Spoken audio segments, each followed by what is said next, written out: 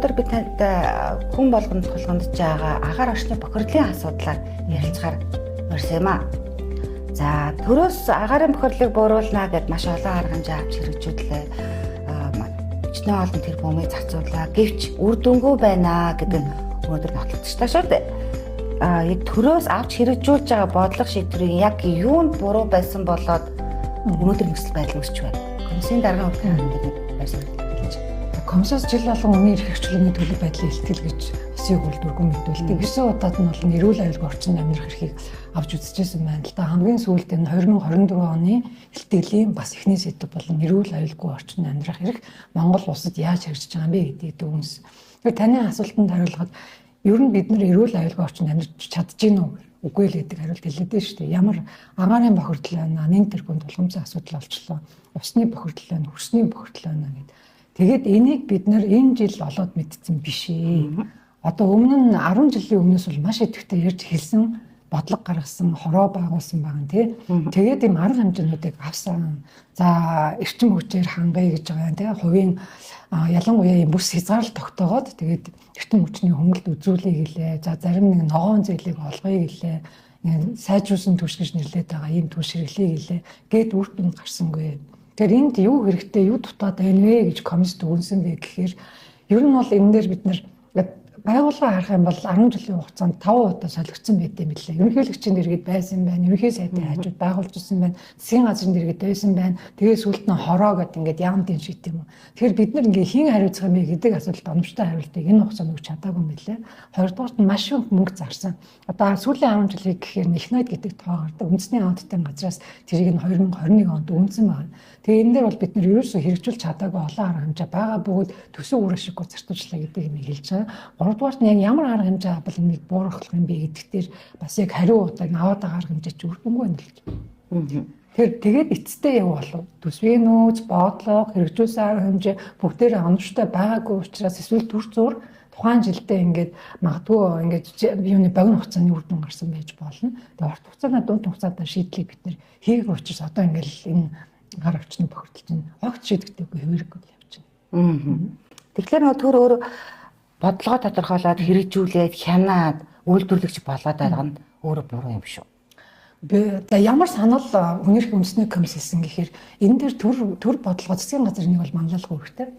Бодлогоо тодорхойлоод хэрэгжүүлэх арга хэмжээ төсвийн нөөц хувирлтыг гаргах хэрэгтэй. Энэ дээр хувийн хавшлуудэр бусад одоо юунууд байна, инженерүүд байна. Одоо энэ дээр бол энэ нэг хүнд хөдөлгөөний хаан удаа тулгамж байгаа асуудал биш байгаа дээ шүү дээ. Монгол улс л энэ дээр ингэж бид нэр суурин солирхолтой болоод удаагүй нэг 50 жилийн түүхтэй.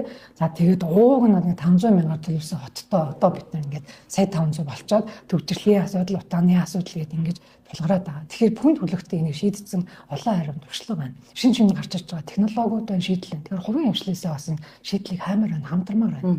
Тэгээд богино хугацаа, дунд хугацаа, урт хугацаанд яах юм бэ гэдэг ярихгүйгээр зөвхөн энэ өвлөөс өвлийг гаргах цагаан байдлаар бол ямар ч үр дүн хүрэхгүй байна. Тэгээд хохирогч нь хийн хэрэг бид нар бүгдээр эрүүл мэндийн хувьд хохирч байна. Бага насны хүүхдүүдийн тэр уушгины хатгалгаа тэгээд үүнээс болж байгаа нас орол өвчлөлийн тоо бол амар зүрх хэмжлүүлэм тоо байгаа шүү дээ. Тэгээд тэр уушгин 5 нас хүртэл бол бүрэн бүрэлдэхгүй юм билээ. Тэр хугацаанд хамгийн эрүүл сан бол юм орчин агаар та байх хэрэгтэй байна. Тэгээд бид нар хангаж чадахгүй байна.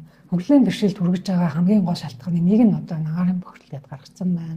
За тэр халдвар судлалын үндэсний төвийн захирал эмч хэлээд энэ бас Монголд л ганцхан утаатай холбогдсон гэлэгний өвчлөлийн хавдрын геном гэдэг юм бий болчлоо гэдэг. Ингээд түмэн бэрхшээл мянган ийм эрүүл мэндийн асуудал, амь насны асуудал донд бид нэр явж байгаа. Тэгээд энэ зүрхийн амжиргаанд нөлөөлөл нь эрүүл мэндийн зардлыг бид нар бас тооцсон байгаа. Энэс болоод бид нар эм таан эрүүл мэндийн эмнэлэг гээд хичнээн төргөрж байгаа байж гэдэг юм уу. Тэгээд ажлын бүтээмжид яаж нөлөөлж байгаа ингээд ингээд бүгд ингээд зардал, хохирол, үр дүн болоод сөргөөлөл бүх хүнд нөлөөлж байгаа гэсэн үг байна л да. Шийдэх ёстой, шийдэл хайх ёстой хамтдаа. Засгийн газар бодлого тодорхойлно, манлайлна. Тэгээд хувийн хвшил одоо бусад түншүүд донор байгууллагууд бүгдэндээ хамтармаар байна. Яг л нэг энергийн эрчим хүчний алдагдлыг бууруулна. Одоо нэгэнд барьсан дулааны алдагдлыг бууруулна гэдэг олон төсөл хэрэгцсэн юм аа. Юун дээр сургууль дээр цэцэрлэг дээр яг дулаан алдагдал бууруулах юм бол бас энэ чинь юунд нөлөөлөх гэдэг байгаа байхгүй юу? эргээд нөгөө агаар дотоод орчны агаарын чанар, гадаад орчны агаарын чанар шүү хэмнэлт нь боловлох гэдэг байхгүй. Тэгэхээр тэр асуудал байна. Тэр нэг газрын үнийн энергийг бид нэр ашиглаж чадахгүй юу гэж төсөл хэрэгцээ юм. За тэгээ намны энерги, усны энерги, салхины энерги гэдэг. Тэгэд олон ямиг бид нэр хувийн хвшил болон донор байгууллагууд төслөд хэрэгжүүлсэн л дээ. Тэгэхээр аль нь үр дүнтэй байсан Монголд аль нь тохирох юм гэдэг гарцгаар болоо одоо бид нэр шууд шийдэл рүү бол орох цаг болжээ. Хамтарч яах ёстой л гэж байна. Зөв. ЮНИСЕФ нэгдсэн үндэсний байгууллагын хөгжлийн хөтөлбөр дээр ч яг тухайд яг санаж байна л да, нэг 11-2 орчинд Монгол улс яг энэ агаар хөрс орчны бохирол дотоод гадаад орчны агаар асуудалд агаар чанар дээр нэн яаралтай арга хэмжээ авч хэрэгжүүлэхгүй бол 10 жилийн дараагт Монголд өвчлөл хэд дахин ихснэ тухайд хэлжсэн. Уг нь бол тухайн нүүбс бол маш хийдсэн шүү дээ. Тэгээд уг нь бол яг арга хэмжээ авч хэрэгжүүлсэн. Энэ жаг улс төрсэн асуулт гэж магадгүй байна. Саяхан нөгөө нэг ерөнхийлөгч хэллээ шүү дээ тий. Яагаад уг нь бол хэдхэн жилийн өмнө буулгасан шүү дээ. Агаар чанар өөрчлөгдсөн шүү дээ. Гэвч яагаад одоо дахиад нэмгэд гараад ирвэ гэдэг нэг асуудал ярьсан. Энэ дээр иргэн болгон дээр маш их хэрэгцээ үүссэн байгаа даа. Нэрээ дээр нөгөө нэг төш үйлдвэрлэж байгаа процесс дээр нэг юм төсвийн хийдэл өсчвөө гэдэг ч юм уу тий. Та өндөр яг юу гэж харсан бэ? Хоёр хэмжээний асуудал байт юм лээ. Бид нөгөө 23 дахь хэлтгэлээ тусгасан. Тэрэн дээр маш олон юм статистик тоо баримт мэргэжнэлт өгөөг сонссон. Судалгаа дүүн шинжилгээтэй танилцсан. Тэгж яагаад нэгдүгээр энэ нэг яг тоо үед 17 18 онд авсан арга хэмжээ байна. Түүнээс хойш юу ч өөрчлөгдөв. Тэгээд энэ стандарт яриад байгаа нь Монголын стандарт ярьж байгаа. Одоо дэлхийн эрүүл мэндийн байгууллага, дэлхийн байгууллагуудын баримтлалтын стандартыг ярихгүй байгаа. Тэгэхээр бид нэр Монгол стандарт харьцуулах юм бол ийм байх, тийм ингэж байгаа ч өөрөө хэрэг зүг юм. Монгол хүний эрүүл мэнд одоо агаар нямсгалах агаар дээр найрлал марлал өөрөө ингэж байхгүй шүү дээ. Бусад усаас. Тэгэхээр энэ дээр нэг тэр хэвээр яваад байгаа асуудал байгаа. Хоёрдугаар огт юугаа өөрчлөөг байхгүй бодлого. Түүнээс хойш бид нэр юу нэмсэн?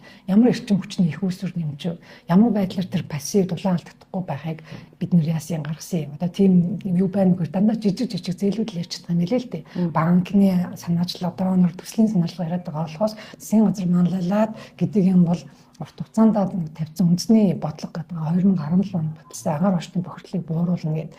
Тэрэн дээр бол нэлээд тавьж байгаа зорилго маань өөрөө нэлээд бас юм бодтой гэж хэлэхэд хэцүү. Одоо ерөнхийн юм зорилго тавьсан бас нэг юм асуудал байгаа юм лээ. Ингээд явахаар чи ингээд мөнгө зарцуулаад энэ тодорхой ажил хийгээд энэ гээд байгаа боловч үр дүн нь одоо бид нэр яаж байгаа юм гэхээр огт эргээр гарч чадахгүй л байна л та боломжтой. Ахаад хэдүүлээ юуг мартахгүйгээр Улаанбаатар бид нар илүү төвлөрөөд байгаа. Гэтэл яг аймгийн төвүүдэд нөгөө комиссийн судалгаан дээр бас хэлсэн зүйл нь тэр байхгүй. 10 юм аймгийн төвүүд дээр яг адилхан үүнээс ч илүү бас агаар юм бохирдолтой байгаа. Тэрийг яаж түүний эсрэг хийж байгаа юм огт байхгүй гэж би бодож байна. Яг гэвэл манай 3 сарын байдлаар л энэ оны 3 сарын байдлаар аймагуудад түүний эсрэг хийсэн юу ч байхгүйсэн. Тэгэл өвөлдөө бид нар утаатай байдаг, хортдог, тэр нь утаанд тунардаг. Ингээд уулуудын ном бид нар чинь нөгөө суурингаа байгуулцдаг шүү дээ аймгийн төвөө. Тэгэхээр ингээд салхин хаагдсан салхитай болвол тэр нь сарнаад алга болно. Үгүй бол тэр түүний эсрэг лав тодорхой арга хэмжээ авсан аймаг ширхэж байгаа. Утааны асуудлаар хяналтын сонсголыг одоо 2 сарын дараа зохион байгуулах гэж байна. Комис энэ сонсголд оролцох та яг ямар байр суурь илэрхийлнэ гэж бодож байна. Тэгээд өнгөрсөн хугацаанд нийсэн дүгнэлт байна. Тэгэхээр тэрнээс тулгуурлаад ямар санал гаргаж байгааг танилцуулах гэдэг байр суурьтай. Бид нар 23 дахь хэлтгэлээ яг нэрүүл аюулгүй орчинд амьдрах эрхийн мөрөөр засгийн газарт өөрөөр болгосон тогтоол гаргасан улсын хурлаар хилцдэг тогтоол гаргадаг.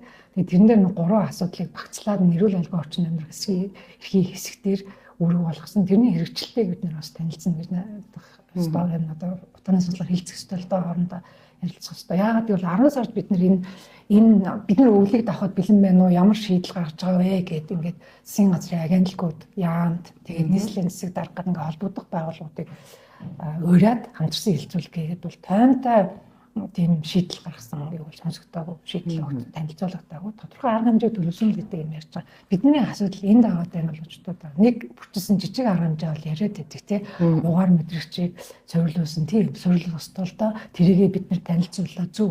Тэгээд ер нь яах ч одоо ингээ 20,000 үрх ингээ юу байна юу галж байна. Тэгээд өвөл болтго нүнэн үүдэн болтго нүнэн галгаа хэрэгтэй нүнэн. Тэгээ ийм төлөвлөсөн юм төлөвлөсөн нөгөө дулаан хангамж юмшны энэ хангамж нь ингээ шинээр нэмэгдээгүй ийм байдал дээр бид нарт ямар хувилбарууд ажиллах юм бэ гэдэг бодох хэрэгтэй. Монгол улс дахь хүний эрх хэмжээний байдлын талаарх 21 22 дахь ихтгэлийн мөрөөр батлагдсан Улсын хурлын 35 49 дугаар тогтоолын хэрэгжилтийг өнгөрсөн хавар үнэлсэн шүү дээ, тий. Төрийн бүх ил баг байгууллагын оролцоод санагдаж байна. Энэ хилцүүлгээс бас нэлээд акттай зүйл гарсан юм болоо гэж хувь хүнийхээ хувьд би хардаг байхгүй юу. Комиссаас нэгэнд хүнийг хаанаа зөрчигдөд вэ? Юунаас болоод ингэ тодорхойлчлаа. Хин ямар арга хэмжээ авах хэлээд өгчлөө, тий. Тэгтэл нэг яг хэрэгжүүлэх процесс дээр очиад гацчдаг асуудал маань өөрөө тухайд яг яригдчихсэн. Одоо эх онд одоо бид ахад хүний эрх үндэсний комиссын 24 дахь хэлтгэлээ улсын хурал танилцуулна.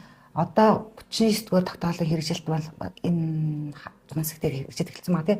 Тэгэхээр яг ихтгэл өргөн байрсхийн дараа энэ 39 дугаар тогтоолын хэрэгжилтийг бас үнэлэх хилцүүлэг зохион байгуулах уу?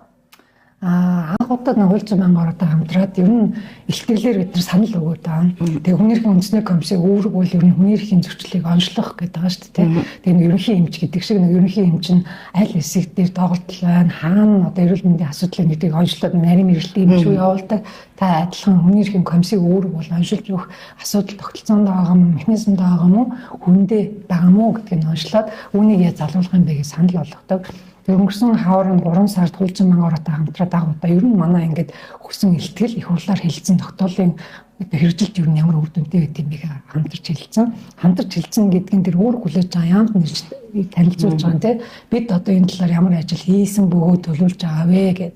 Тэгээ агсан асуулт байсан. Одоо тэр эрүүгийн хэрэг хянан шийдвэрлэх чиглэлээр гэх юм бол сэжигтэн яллагдагчийг шүүхэн шийдвэргүйгээр барьжлахгүй байх ёстой, заавал шүүгчд цаг тухайдаа мэдэгдэх ёстой гэл те энэ асуудлууд байсан. Тэгээд мөн эрүүгийн процесс дээр тэр нэг хугацаа одоо бусад асуудлуудыг бол бид нэр ахиц гаргацсан байна. Комисс оролцоод одоо энэ хууль тогтоомжтой өөрчлөлт ороод орсон байна гэдэг үнж байгаа. За тэр ерөнхий боловсролын сургуулийн дотор байрны асуудлуудыг бид нэр ярьсан стандарт огт хэрэгжихгүй байна. Тэгээд тэрэндээ бид нар бас их дүүжирсэн байна. Одоо хүүхэд байх нөхцөл биш байхад тэгээ шиг хөвд хамгааллын бодлого нь хангалттай биш байгаад бид нар яагаад энийг өөрчлөхгүй анхаарал тавих байгаа юм гэдэг асуудал ирсэн. Тэрэн дээр бас тодорхой төлөвлөгөө гаргасан байсан. Огт хэрэгжээгүй зүйлүүд бас байсан. Ахмад насны одоо нийгмийн үйлчлэгээ авах асуудал байна те. Тэрэн дээр бол төдийл ахис гараагүйсэн. Гэхдээ одоо 2025 оны 1 сарын 1-ээс эхэлж хэрэгжиж эхлэх 3 хоногийн дараа 4 хоногийн дараа хэрэгжиж эхлэх хуулийн дээр тодорхой заацсан учраас тэр цаг хугацаанд сэлгэж зарах боломжтой. Тэтгэврийн эрүүл мэндийн үндэсний төвийн дэргэд нэг асрамжийн газар байгуулаач гэдэг саналыг хүний эрхийн үндэсний комиссаас 10 жил өгч байгаа юм лээ. Тэгээ тэр нь огт бас хэрэгжээгүй. Хэвээрээ өнгөрсөн удаагийн тэр 22 дахь хэлтгэлч гэсэн бас туссан.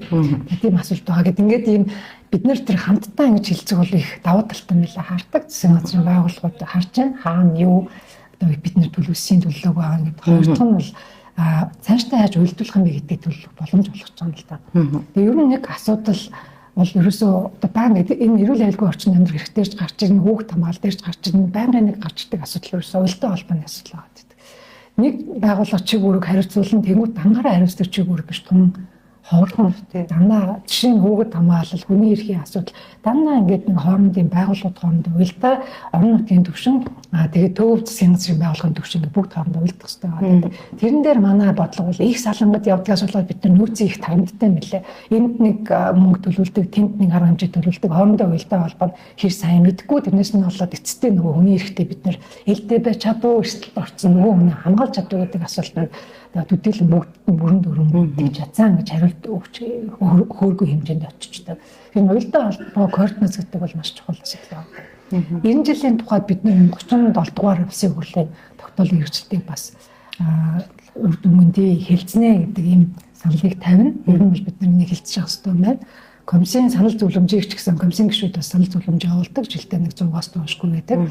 Шаардлага зөвлөмж явуулдаг. Тэгээ энийгээ бас бид нэр юм хэлцэж явах хэрэгтэй мэлээ үр дүнд хүрсэн хэсэг, бэлэгдсэн хэсэг гэдэг нэг энэ нь бол нэг айл ал талуудад цаашдаа нэг удаагийн шинжтэй юм анхаарах асуудал биш. Ер нь тогтолцооны хувьд бөгөөд адил төстэй ийм үйл явдал зөрчилдөр ч гэсэндээ ямар арга хэмжээ авчих хэвээр юу зөрчил гэж тооцоод байгаа, юу зөрчил бишээ гэж тооцож байгаа ингээд энэ бүхнийг танин мэддэг. Тэгээ цаашдын үйл ажиллагаанд хэрэгжүүлээд тусдаа байна гэж дүгнээд байгаа. Комиссын Илтгэлийн мөрөөр батлагдсан 2024 оны улсын хурлын тогтоолд багтаагүй зарим асуудлууд байгаа шүү дээ. Ялангуяа эрүүл аюулгүй орчинтой холбоотой. Яг энэ асуудлууд зөвлөмж олгоод комисс салбар яамнууд төргөөсөн байна. Салбар яамнуудын зүгээс тухайн комиссын зөвлөмжийг хүлээж аваад яг ямар байр суурь илэрхийлж, ямар саналтай байсан бэ? За 3 сард бид нар энэ хүний эрхчлэлийн төлөв байдлын илтгэлэг танилцуулах үүрэгтэй гэдэг хуулиараа тогтоосон хугацаатай. Тэрний дараагаас 5 сард 37 дугаар тогтоолн гасан улсын хурлын энэний араас бид нэр улсын хурлын тогтоолт багтаагүй гэвч манайх чухал гэж үзсэн одоо эрүүл аюулгүй орчинд амьдрах хэрэг гэдэг агаарын бохирдлыг яаж бууруулах чаа хөрсний бохирдлын эсрэг юу хийх ёстой юм? Усны менежментийг яаж сайжруулах юм бэ гэдгээр үлдсэн 19 саналаа явуулсан юм. Одоо бол уур амьсгал байгаль орчны өөрчлөлтийн яам. За эрчим хүчний яам, за барилга бот байгуулалтын яам, нийслэлийн засаг дарга шүү юуг орхиод байна, нэг газар орхиод байна, нэг ямыг. За ингээд энэ байгууллагуудад явуулсан. За тэгээд энэ явуулсны мөрөөр бид нар 10 сард хилцүүлэг хийгээд яг нэг зүйл нөлөөсөн байна. Удирдлагууд нь солигдсон байсан. Ээлжид усын хурлын самуул зохион байгуулалтад түүний мөрөөр засгийн газар шинээр байгуулагдаад тэгээд шинэ засгийн газрын гишүүдэд бид нар хаягдуулж явуулсан. Одоо ийм асуудлыг бид нар дүн шинжилгээ хийсэн бөгөөд хүний эрхийн хувьд тулгамдсан шийдэх ёстой гэж үзэж байна. Ийм саналыг дэвшүүлж байгаа гэдгийг явуулсан. Зам тээвэр яам юм байна гэдэг. Ингээд энэ байгууллагуудаас бол хариугаа ирүүлсэн. Гэхдээ ингээд яг богино хугацааны нэгжлэхээр хариунууд их ирсэн.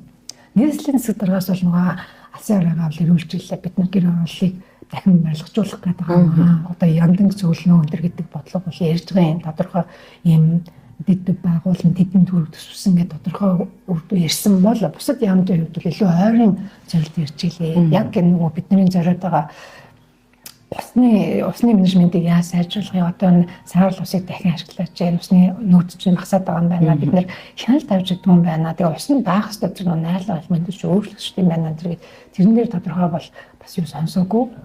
Тэгээд хөрсний бохирдлын эсрэг бас ямар хангамж авах юм бэ гэдэг дээр ерөнхий төлөвлөгөө бол байгаль орчны яамнаас илж илээ. Тэгээд наагарын бохирдлын эсрэг хамгийн чухал бид нөгөө 10 сард хийдэг учир нь бол энэ өглийг бид нар яаж тавих юм болоо, ямар шинэ шийдэл, ямар гаргалгаа гарч бодож улсан юм болоо, ямар чиглэлтэй байгаа юм болоо гэдэг дээр бол яг тодорхой тийм хариулт бол ирээгүй. Зөвлөмжүүдийн мөрөөр бол ингээд ямар арга хэмжээ авч байгаа хэлсэн. Тэгэхээр тэр нь нөгөө ойрын хугацаанд илүү чиглэсэн байдалтай байна лээ. Дунд хугацаанд, урт хугацаанд бид нар яах юм бэ гэдэг ингээд илүү тодорхой тийм шийдлүүдийг бол гэрүүлээгүй байсан. За тэгвэл эрх хаваар бол ямарсан хилцүүлэл зохион байгуулагдах нь баг л тодорхой ашиг юм байна те. Үүн дээр 37 тогтоолын хэрэгжлүүд ярих юм гэж ойлголаа. Та бүхэн ярилцах цаг маань дуусч байгаа учраас сүүлийн асуултыг тавьж чадчихэв. Энэ юу гэхээр өчигдөр ингээд телевизүүдийн мэдээллийг харж байдаг л да. Эрчим хүч эндийн түгээд тасарч байна л да тий. Тэгээ иргэдийн байр суурьдыг сэтгүүлч маань авсан байна. Тэгээд иргэдийн зүгээс юу ярьж байгаа гэсэн чинь бид нар ингээд одоо эрүүл аюулгүй орчинд амьдрах гэхээр тэгээ бас ингээд хувь баталгаа ажилтнаа бас хэрэгжилтэнтэй ингээд тодорхой хэмжээний хувь нэмрээ оруулах гээд цахилгаанаар хаалдаг тэ гэртээ тавилаа. Бас нүүрстүүлээд яах вэ? Үр хүүхдүүдийнхээ ингээд тий амьсгалаа гараа жоон гэсэн ингээд сэржүүлъя гэж бодсон юм а. Гэтэл ингээд цахилгаан маань тасраад байна. Тэгээ бид нар яах юм бэ? Нүүрсээ төлөхөөс өөр ямар сонголтгүй болчлаа шүү дээ гэдэг зүйл ярьж илээ л дээ. Харин одоо бодлого гэдэг ажил юм шүү дээ. Нэг талаараа бид нар ингээд эрчим хүчний тариф хязгаарлалтыг тогтоосон. Шөнийн цагаар бид нар хөнгөлнө гэдэг энэ бүст гэдэг Улаанбаатарын бүс заалаа шүү дээ. Эрчим хүчний их үүсвэр дагалдаад байгаа цагт яаж хэрэгжих юм? Одоо энэ дээр чинь бид нар харин дундын бодлого хэрэгтэй байдаг.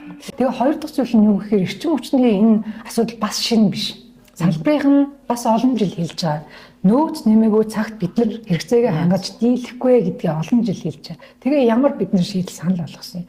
За тэгээд одоо яг иргэндээ тусч байгаа байдал дээр урьдчилан мэдэгдэх ёстой байна. Тэр хүмүүс чинь ажилтай, амьдралтай, аж ахуйтай янз бүрийн нөхцөл байдалд байгаа. Тэргийнээ бодоод хэдэн цагаас хэдэн цагийн хооронд таслах юм гэдэг нэгдүгээр хэлбэр нь хоёрдугаар тэр хүмүүст тоогоор ажиллахаас өөр сонголт байгаа юугүй бас бодолцмоор байна. Тэр хүмүүс яг үүндээ модоо түлээг нүүрс бэлтгэхгүй байвал яах вэ? Яагаад гэвэл эрчим хүчээр л бид нэр дулаанаа шийдцээ ингэж үзэж байгаа хүмүүс байвал яах вэ? Гэт ингээд нэг ийм олон зүйлийг бодохгүй бол бүгдийг бид нэг хайрцаг хийчихэд нэг янзаар шийдэх гэж оролдох бол хамгийн буруу. Энэ иргэдийн өөрсдийн чинь айж амьдрал байгаа өрхийн нөхцөл байдал, гэр бүлийн нөхцөл байдал, амьдарч байгаа газар бүгд өөр. Тэгэхээр бид нэг янзаар сэтгээд за ингээд нэг энэ үдийг нэг цагаар таслаад тахад аюулгүй болгүй ч юм уу эсвэл ийм хэсэгт нь тасалж чад болохгүй гэдэг ийм маягаар бол болохгүй шийдвэр угаасаа тэгж гарах ёсгүй.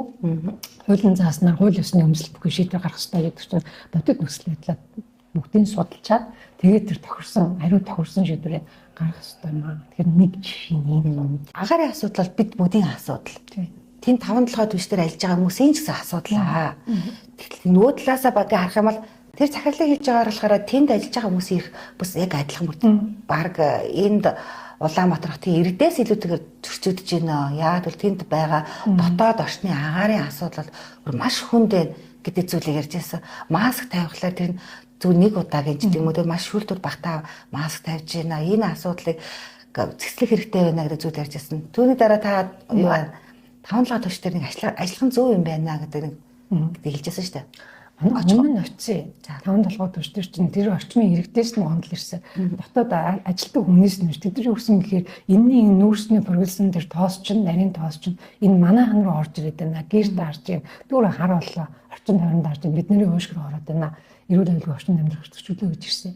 Тэгээ бид нар шалгалт хийсэн. Үүн тэр 5-7 баруун гэж нэрлээд байгаа сумын харанд өргөх байрлаж байгаа. Тэр 5-7 төвшин юм дээр ажиллаж байгаа хүмүүс бол яавч тэр нөгөө яах боломжгүй. Тэр тоосоор амьсгалахгүй байх юмч боломжгүй тийм нөхцөл байдалтай байна лээ. Ороод гарсан бид нар л тэр хооронд чинь юунд харагдаж байгаа юм л да. Тэгэхээр энэ өөрөө 5-7 төвшин захирал бид нар тэлээс сууж байгаа ш өөрөө шийдэх ёстой асуудал юм. Хөдөлмөрлөг аюулгүй байдал гэж байна. Хөдөлмөрийн орчингийн эрүүл байлгах, ах уг нь хангуулах асуудал нь ажиллагчдын үүрэг болоод байна. Тэгэхээр яаж гэдэгтээ хариултаа өөртөө хайх ёстой, арга хэмжээг авах ёстой. Тэр хүмүүсийн хувьд бол нөгөө ийм тоостой байна гэдэг нь шууд ойлгомжтой мэлээ. Нөгөө яг тийм нарийн систем биш юм лээ шүү дээ. Их тийм хэлбэршүүлсэн тийм системээр ажилладаг юм лээ. Нүүр суугаах, барьцлуулах, хатаах процесс ч өөрөө тэнд ажиллаж байгаа хүмүүсийн эрүүл мэндийн шаардлага бол зайлшгүй хангах ёстой. Тэр энэ компани захирлын үүрэг. Энэ хүрээ та бүхэн ярилцлагаа дуусчаад танд нэмж хэлэх зүйл байгаа лөө?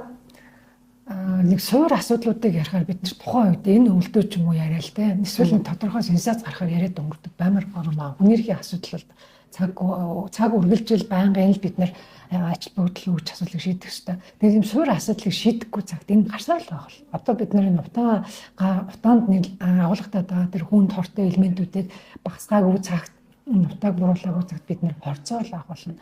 Эрүүл мэндийн асуудал үүсээр л байх болно тийм учраас энэ суур асуудлуудаа шийдэхэд үнэхээр зоригтой юм арга хэмжээ авах хэрэгтэй байна. Оюутай холбоогоо сайжруулах нь шаардлагатай амьдрах хувийн хөвшлийг, төрийн түншлийг сайжруулах хэрэгтэй байна. Цаг зуурын хагацаасан байдлаас гармаар байна. Үзэгчдээ эрүүл аюулгүй амьдрах эрхийн хэрэгжлийн асуудлаар хүний эрх үндэсний комиссийн дараа Сүнжид ярилцлаа. Маш баярлалаа. За баярлалаа.